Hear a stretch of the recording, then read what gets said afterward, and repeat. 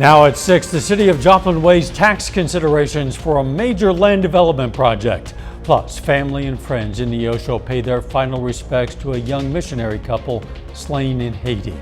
And experts have some advice for people heading to area lakes and rivers. The 4 states' most watched news starts now. Joplin city officials say the proposed project site for the new Prospect Village will need to be developed because of possible contamination. This is KOAM News at 6. I'm Dow Quick. The council approved a first reading for a TIF agreement for the proposed development last night. But city officials say part of their due diligence is making sure the site meets environmental standards, so the EPA will be involved. Prospect Village is a $375 million complex proposal with plans for a housing, indoor arena, and a grocery store located east of Rangeline Road and south of 20th Street in Joplin. 2 more council proposal readings concerning TIF increment financing are scheduled before the project moves on to the next step. To gain final approval, a TIF plan will need to be developed and presented to the TIF Commission, which is an opportunity for the public to hear at a public hearing the details of the development plan. We're going to hear more from city officials on KOAM News at 10. Family and friends paid their final respects to Davy and Natalie Lloyd today in Neosho, Missouri. The pair had worked as missionaries for just over a year, serving for the group Missions in Haiti. Less than 2 weeks ago, gang violence in Haiti took the lives of the young couple. The Lloyds were laid to rest today at the Bible Holiness Assembly Church, the same church where they were married. Natalie Elizabeth Lloyd is the daughter of Missouri Representative Ben Baker. Let's check in with Chief Meteorologist Doug Heddy for a first look at the weather. Well, it turned out to be a warm one today. Temperatures have been mainly into the mid-80s across the entire 4-state area. That's where we're sitting now, 85 Carthage, 85 in Grove. Parsons checking in at 82 degrees. We are tracking some thunderstorms, severe thunderstorm watches in effect out across central Kansas down through central Oklahoma. We are not under any watches at this current time, but we'll see as these storms get a little bit closer to us as we go through the evening hours. But lots of showers and thunderstorms, numerous severe thunderstorm warnings as these start to push in. They're still several hours away, but they will start to develop as we go through the next few hours. You can see scattered thunderstorms starting to pop up, with the bigger ones just moving into our western counties once we get to about 9 or 10 p.m. So we're going to be breaking down this scenario coming up here in just a bit. See you soon. KDOT reminds the public they have just under 2 weeks to participate in an online study survey concerning plans for the US 69 study in Crawford County. The project is a corridor study to evaluate the current and future needs of the highway. KDOT has also conducted some public hearings like this to discuss the highway proposal. You can participate in the online survey until June 17th. Just go to KOAMnewsnow.com. No specific dates have been announced for study completion. The Missouri Coalition for Roadway Safety announces nominations for Highway Safety and Traffic Awards. The nominations are open to individuals, organizations, and events to be recognized for efforts in making Missouri's roads safer, with the ultimate goal of 0 fatalities in the Show Me State. We've provided a link on our website for a complete list of categories and more information. Winners will be recognized at the Missouri Show Me Zero Conference in Columbia at the end of September. Show Me State's also looking for individuals and organizations that make significant efforts to care for trees in their communities. Nominations for the 2024 Missouri Arbor Award of Excellence are now open. We've provided a link on our website for more information, including prize descriptions. If you have a nomination in mind, nominations are due by July 15th. A warning tonight for anyone going to streams and lakes hit by storms last month. The U.S. Army Corps of Engineers says boating could be especially dangerous, especially at a couple of northern Arkansas lakes because of debris. Hayden Savage reports. When the temperatures warm up, many take to the lake to cool off. We love seeing folks come out here and enjoy the resources that are available to them, but we want them to go home at the end of the weekend. And after last month's tornadoes, those on the lake need to be careful of what might be in the water with them. There's obviously going to be a fair amount of debris in the lake. That can be both natural and man-made. We had reports of damaged boat docks. Of course, we had tree limbs and trees in the lakes. The Corps said last Sunday's storm strung abandoned boats, debris from marinas and homes, and natural debris across parts of the lakes, which some boaters moved ashore. We've heard reports of folks taking upon themselves to get things out of the lake and at least pulled up to the shoreline. And Edwards said that is something boaters can do if they do it safely. But if it's something too large or dangerous to move, call the Corps. Let us come out there and take care of those things. With the events that we've had the last couple of weeks, we've been getting some of those phone calls. Now, a week after the storms, most of the debris has been removed, but it's always a good idea to be on the lookout for pieces that might have just resurfaced or haven't been found yet. A lot of times, the obstructions will be right at the water surface, hard to see a lot of times, and so we encourage to have a spotter looking out for those things. And on top of wearing life jackets, if you're boating, make sure your kill switch is working. If people have those kill switches not only hooked up to themselves, but hooked up properly to their boat, and in the event that they get thrown overboard, that kill switch is gonna kill your engine. Also, if you're out boating on any lake, it's always much safer when you do it in the daylight, and you have a better chance to spot debris before it's too late. Several four-state athletes make an all-state list today. John Dale's going to have details on those softball standouts coming up later in sports. But first, some advice from experts on ways to keep yourself safe on your next camping trip. The camping season is in full swing, but following a recent violent assault on a woman camping at Buffalo National River in Arkansas, a lot of campers might be concerned for their safety. Michael Hoffman has some advice from experts on keeping you and your family safe. Cameron Albert owns the KOA campground in Springfield. He's been camping for as long as he can remember and turned his hobby into a career. It's an easy way to see lots of different places, and the barrier to entry is pretty low. It doesn't always take a lot of commitment. You can throw things together and be gone for a weekend, or you can plan multiple stops across the country and spend the whole summer doing it. But he says camping can also be dangerous if you're not taking the proper steps to protect yourself. I like to have some kind of idea of the area I'm in, where if I'm camping pretty remote, then I want to know where's the closest little town, and just basically want to be checking on my campsite every once in a while, checking in with the park ranger, whoever is on site, to just know who they are a little bit, especially if it's someplace remote. According to state park rangers, you want to be familiar with the area where you are camping. Bring whistles and noisemakers. You are also allowed to have a firearm. In Missouri, you are allowed to carry a firearm as long as you're not a convicted felon. In a campground setting, we ask that it's not used only in the event of a self-defense type situation.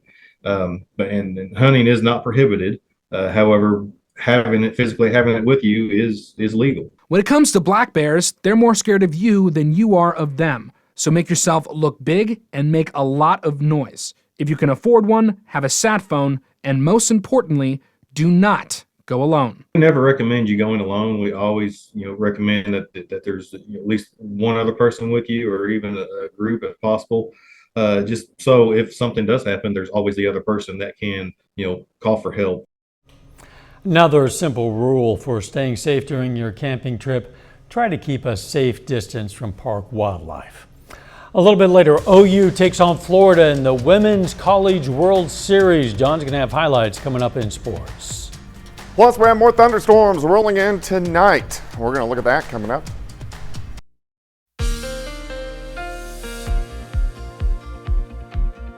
Well, it turned out to be a warm one for us today. Temperatures, they shot all the way up into the mid-80s for afternoon highs, and it looks pretty good right now. Here's a nice shot of our Cornell Arts and Entertainment Complex tower cam downtown Joplin, looking off toward the north and to the east. Looks pretty good, but we are going to see thunderstorm chances increasing later on tonight, especially on the Kansas Oklahoma side. We have a level 2 out of 5, which is a decent threat. mainly from 8 p.m. till about 2 o'clock in the morning. Main threat's going to be hail and wind, but I'm going to keep all the threats decently low. I think we will have some severe thunderstorm warnings, but I think most of these are going to be strong storms as they start to push in. No watches in effect for us, but you can see severe thunderstorm watches out for Wichita up toward Emporia and then down through central parts of Oklahoma. We look good. We just have the cumulus clouds out there at this point in time. So really no showers or thunderstorms. We will start to get some little guys kind of popping up over the next couple hours. And then these bigger storms will start to press in late this evening. Again, main threat is going to be hail and wind. Also, big thunderstorms will get going down through central Oklahoma. So really, we're going to have quite a bit of showers and thunderstorms that work through as we go through the overnight hours for us tonight. Here's a little upper level wave pushing through, firing off those showers and thunderstorms. And once they get through, then our threat will drop off for the next couple days, which is going to be nice. All right, so by 8 p.m., spotty thunderstorms. Showers and thunderstorms increasing. Here's 10 p.m. The stronger guys getting into our western counties, driving south and east. Again, hail and wind are going to be the main threat. So they'll be really right along the state line by 11 or midnight. And then after midnight, they work into our eastern counties and then mainly out of here by 2 or 3 o'clock as we get into the morning hours. Rainfall amounts, we'll have to see where those heavier storms really set up, but a lot of us are going to pick up a quarter, half an inch, maybe upwards to an inch in some spots. Outside right now, we're sitting into the mid-80s, 85 in Carthage, 83 in Welch, Chanute sitting at 82, 84 in Bella Vista. Looks good. Here's 7th and Rangeline, 83, southerly winds at about 10 miles per hour. As we go through the evening hours, you can see those chances for thunderstorms increasing, especially after 9 or 10 p.m. And once we get rid of all these guys pushing through tonight, Wednesday looking pretty good. We're going to start the day mainly into the mid-60s. We'll be in the upper 70s by noon. Once we get into the afternoon, most of us 82 or 83 degrees. Tomorrow night's going to be nice and calm. We drop back, lower 60s again. And then on Thursday, also looking pretty good. Maybe an isolated little shower pops up, but temperatures back into the mid-80s for highs. Day planner for your Wednesday. Clouds to start, 66 in the morning, 77 by noon, high temp of 83 degrees once we get into the afternoon hours. Thursday looks good, Friday looks good. Thunderstorm chances back in, especially overnight Friday night into Saturday morning, and then again as we go into Sunday as well. And then we're out of severe weather season. Traditional severe weather season. We don't want the untraditional I kind of severe know. weather either. Thanks, Doug. Still ahead, the Nevada Griffins played their 3rd and 4th games of the past 2 days, and several Southeast Kansas softball players receive all-state honors. John Dales has those stories and more coming up next.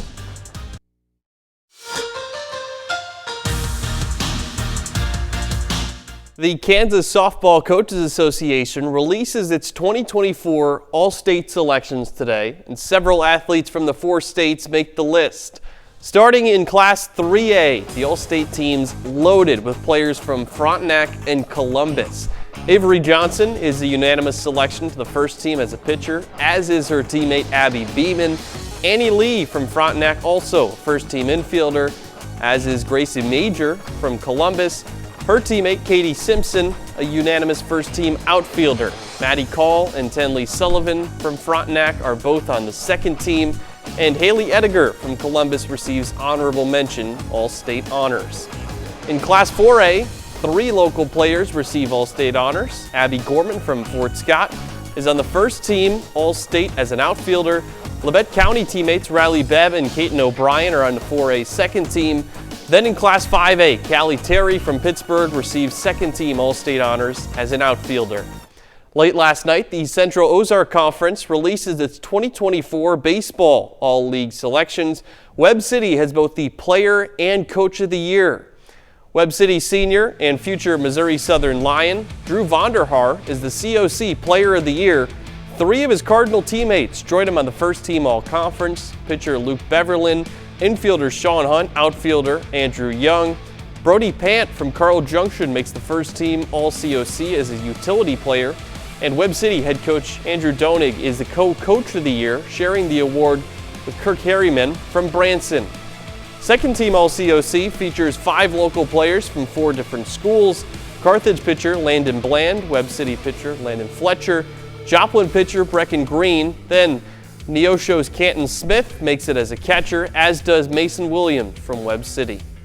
Switching gears to collegiate summer baseball, in the Mink League, the Nevada Griffins picked up their first win of the season last night over the Carroll Merchants. Tonight they play a doubleheader against Warren County. I'll give you a score update of that one tonight at 9 and 10. And in Women's College World Series, Oklahoma playing Florida for the second day in a row, trip to the national championship on the line. Sooners tie the game at 2 in the bottom of the first inning on that home run. Top of the second, Florida answers right back. Ariel Kowaleski puts the Gators up 4-2. Now the home run fest continues in the third inning. Regan Walsh makes it a 5-2 Florida lead, but the 3-time defending national champs from Oklahoma not going to go away that easy. Bottom 4, Sydney Sanders hits a 2-run homer to dead center. It's now a 1-run game. We go into extra innings, tie game, 5-5. Jada Coleman at the plate. She hits this one deep to left for OU and gone. A walk-off home run sends the Sooners back to the College World Series finals as they look for their 4th consecutive national title. Kind of underrated in terms of the great dynasties in college sports, but Oklahoma softball looking for their 4th national championship in a row. They've been in every national championship game since 2019. And that is the way you dream of a playoff series ending. Exactly. Walk-off. We'll be right back. Here's a look at what's coming up on KOAM News at 9 on Fox 14. We're going to check in with a group focused on keeping Joplin's downtown area clean. Plus, Joplin officials talk about the challenges behind developing that new 78-acre Prospect Village. And we're going to find out what's putting the squeeze on orange juice prices. Those stories, a lot more, of course. It's all coming up tonight. KOAM News at 9 on Fox 14. A check presentation, a great big check presentation, supports Joplin High School's science research program focusing on water quality. Missouri American Water gave $5,000 for that student-led research. Where we need to start. This is where we get the generations, future generations to come into researching water, understanding that it's important, understanding how to prevent pollution before it gets into our streams or into our aquifers. So this gets helps with the education of those needs. Presentation is part of the American Water Charitable Foundation's Keep Communities Flowing grant program. It focuses on 3 pillars of giving: water, people, and communities. Water is something we've seen quite a bit of. Our lawns are soggy as a sponge out there. Eventually we're going to get a chance to dry out. Not tonight. Not tonight. Yeah, we're going to get more showers and thunderstorms into the region. Some of these are going to be strong to low grade severe. We'll be out by morning, and then really the next couple days look pretty nice. Warming up mid-80s for highs. Thunderstorms again this weekend. Final sports note. Big game for the Royals tonight. They're facing the Guardians, who are in first place in the AL Central. Right now, the Royals in the 4th inning lead 5-0. Let's go Royals. Thanks for joining us. We're going to see you right back here for KOAM News at 10. Let's make it a great evening.